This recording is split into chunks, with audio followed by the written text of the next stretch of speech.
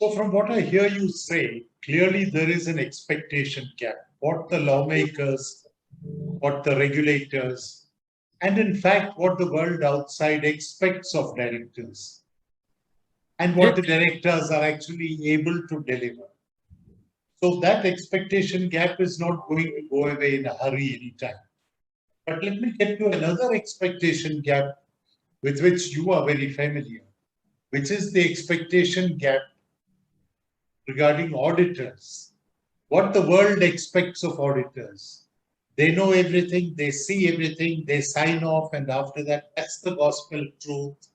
No matter what the disclaimers are, we won't read the disclaimers because the auditor has signed off on that.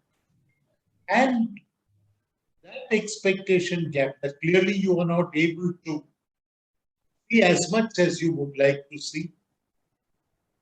But the world thinks that you've seen it all. They blame the auditing profession for things that might go wrong. How does one address that expectation gap? Because that is very critical to keeping the corporate world safe and secure. Okay, here I believe this is an issue from both sides, meaning the auditors and the public at large insofar as expectation. The expectation gap has only widened. And it's also true that from an audit profession, there is a performance gap. There are deficiencies in delivering what they profess to deliver. And that is also one cause of angst insofar as the auditing profession of being perceived is concerned. However, I think it's extremely important that the auditing profession realizes the shift in expectations. The shift in expectations has come about because of a lot of changes in the environment. Technology today is ensuring that companies which succeed are those which are able to have information much ahead of others.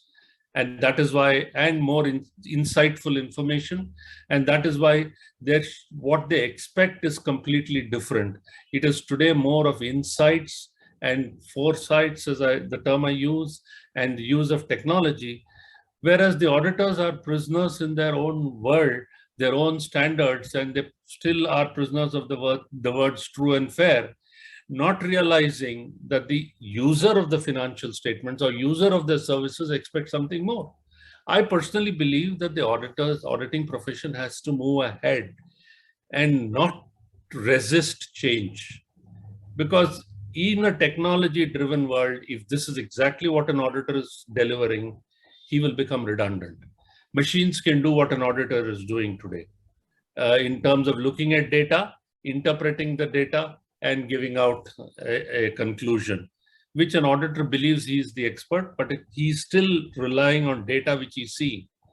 So I think unless this profession moves away from that, if the expectation is to detect frauds, he has to use tools to be able to detect frauds.